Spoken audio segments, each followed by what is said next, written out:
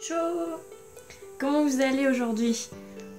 Bon, alors, je reviens pour une nouvelle vidéo. J'ai eu plusieurs demandes, j'ai eu 2-3 demandes concernant cette vidéo.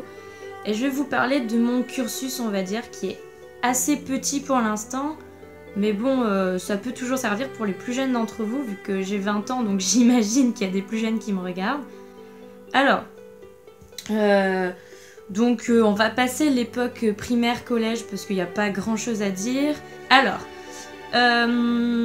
là, ce qui s'est passé au lycée, c'est que déjà, j'étais une élève assez moyenne, c'est-à-dire que je pouvais avoir des bonnes notes, on va dire entre 12 et 14, et encore, c'était déjà beaucoup pour moi.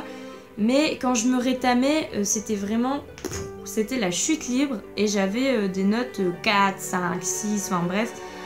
Et j'étais très très mauvaise en maths depuis à peu près la grande section. Donc bon, même si on n'a jamais fait de test, je suis à peu près sûre que je suis atteinte de dyscalculie parce que vu mes difficultés, c'est assez ahurissant quand même. Mais en seconde, j'avais arrêté le soutien maths que j'avais depuis la 6ème, donc mes notes ont relativement dégringolé. Mais je m'en fichais un peu parce que je voulais aller en L en fait.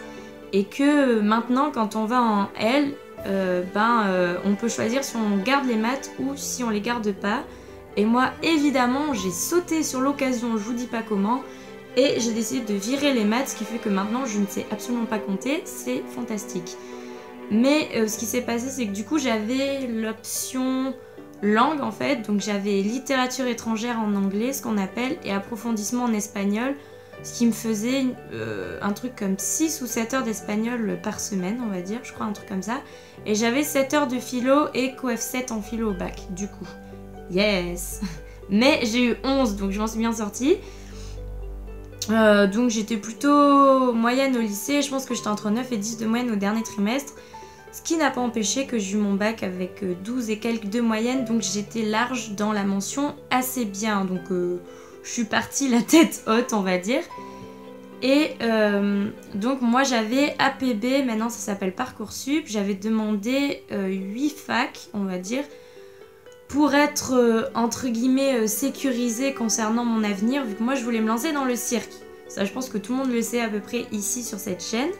Je voulais me lancer dans le cirque et aucune école n'est sur APB. Pour les écoles de cirque, il faut les contacter directement. Mais j'avais quand même demandé des facs et j'avais été prise en licence art, danse, art cirque sur Toulouse, à Jean Jaurès, je pense qu'il y en a qui connaissent. Mais j'y suis pas allée vu que j'avais été prise dans une école de cirque, donc du coup j'ai choisi d'aller là-bas. Donc j'ai été prise en école de cirque à Lille, c'était une prépa, ce qui veut dire que comme toutes les prépas des autres matières, maths... éco, etc., etc., ça veut dire que tu passes 1 ou 2 ans en prépa et qu'après, hop, tu vas ailleurs. Ou tu restes dans l'école si c'est possible. Ce que j'ai fait, c'est que j'ai tenté de rester dans l'école, mais ils m'ont dit que c'était bien de voyager, de voir d'autres choses, au vu de mon profil assez particulier. Et du coup, j'ai fait 5 concours. Donc j'ai fait Bordeaux, Amiens, Montpellier, Paris et Lille. Et j'avais été prise à Lille, n'importe quoi. Voilà. J'ai été prise à Paris et à Amiens et j'avais choisi d'aller à Paris. Après ça dépend de plein de trucs parce que toutes les écoles sont différentes et apportent pas les mêmes choses. Et du coup j'ai fini à Paris, donc à Fonart, dans mon école actuelle en fait. Et je vais y rester jusqu'à l'année prochaine. Une école qui se situe à Montreuil, voilà, pour ceux qui savent pas. Et il n'y a pas forcément de statut, pour certains c'est une prépa et pour d'autres c'est une formation artistique, ça dépend de ce qu'on a fait avant, etc. Et du coup pour l'instant je suis là-bas et mon but ça serait potentiellement d'intégrer une école supérieure dans le cirque et tout ça, parce qu'elle délivre le diplôme et que c'est plus facile, on va dire, de trouver les contacts. Après, qui vivra verra, on verra ce que je ferai par la suite. Et du coup, j'encourage fortement les jeunes aujourd'hui à se lancer dans le domaine artistique, même si c'est compliqué. De toute façon, tout est compliqué maintenant, donc ça sert à rien de se prendre la tête Après, dans la famille, c'est compliqué. Si vous voulez une vidéo là-dessus, je vous raconterai ce que je peux raconter en tout cas là-dessus. Mais c'est vrai que c'est pas facile, faut s'accrocher, faut aller voir les gens, faut poser des questions, faut être curieux parce que sinon si t'es pas curieux, t'es au courant de rien du tout. Mais moi je pense qu'il faut vraiment que vous vous lanciez, donc lancez-vous dans une carrière artistique quel que soit le domaine. Hein. Moi je parle du cirque, mais ça peut être danse, ça peut être théâtre, ça peut être mode, ça peut être les beaux-arts, ça peut être plein de trucs, la coiffure, je sais pas moi. Tout ce qui est artistique et qui est très très peu connu finalement. Et sachez que si vous rencontrez les bonnes personnes, si vous êtes motivé, il n'y a aucun souci, vous allez réussir.